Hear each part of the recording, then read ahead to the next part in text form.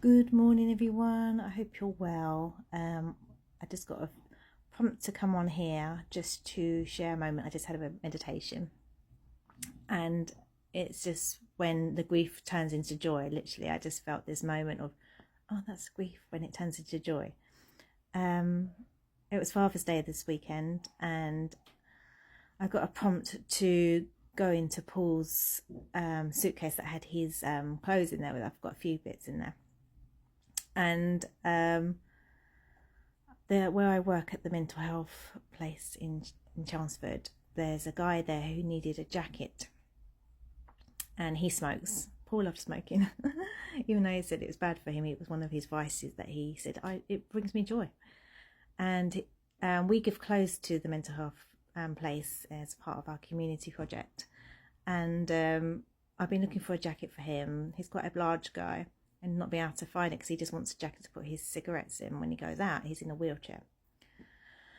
And I was like, I need to go to. I suddenly got like, I have to go in this Paul's suitcase. So I went to Paul's suitcase, and then there was a jacket for him. And as soon as I was like, I need to give it to the guy in the mental health unit.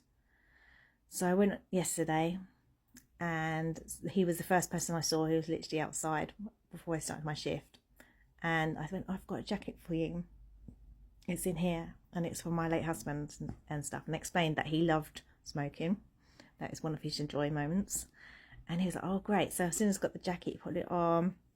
So, oh, this is really great. I can put my cigarettes in here. I've got all space for I can do, not having to hold on to them, not worry about I'm going to lose them. And I was like, no, that's great. So anyway, he had that. And all for my shift, I could see him around the ward. And it brought this like glimpse of moments of Paul around there.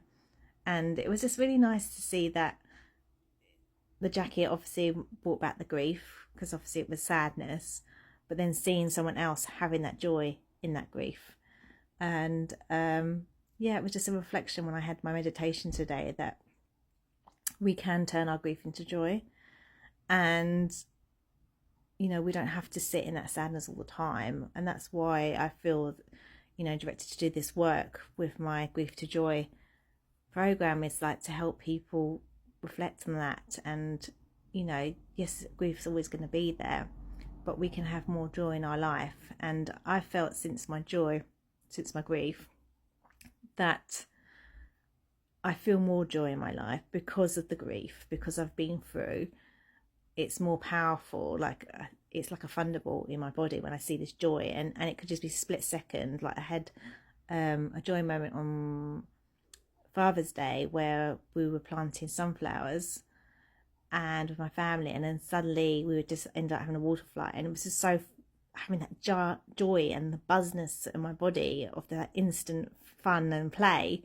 And I was like, oh my god, this is so lovely being with my family and having this experience, when before I probably would have just dissed it, or probably be like, oh, it's so annoying, I'm getting wet, blah blah blah. But I just enjoyed it because I knew it's so precious to me, this time I have with my family, because I never know when that might be taken away from me. And I know that life has been taken away from me before. So yeah, that's what I just want to share. So I've started a community group up in Facebook. I know some of you might not be on Facebook, so if you want to join, I do monthly grief shares on there online. And also it's a space where you can share your grief there if you want to. I'm doing workshops as well, and also, so you've probably seen that I'm doing the weekend retreats for Grief to Joy. So please, if you're like interested in any of the work, please let me know. You can message me on here, and on my other post there's all the details about the grief weekend and workshops that are coming up. I'm also piloting a grief program for teenagers from 11 to 14-year-olds, doing like a peer support grief program in the summer holidays, for a lovely lady called Liz who works for Heston Mines. So we've got funding there, and we're doing it in Braintree in Essex, and it'd be a 6-week program. So, and it's just about empowering teens in their grief, really, and it's very to do with peer support. So it's not going to have much structure. It's going to have some structure, but very going with what they want to do, because that's part of being peer support. is supporting them and on what they're in their grief journey, because their grief journey is totally different to an adult or even a child. That's why I'm doing it in this age group, because I feel there's a real gap in the market of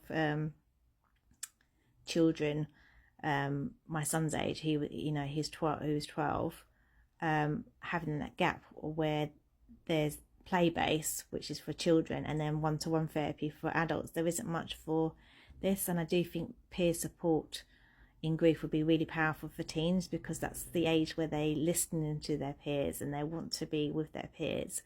So we're running this summer program, so if you know anyone, a teenager in the Braintree area, please let us know, because we are looking for the people to join that as well. And that, like I say, starts in summer holidays. Anyway, that's you. Have a lovely day, and I will catch up with you all soon.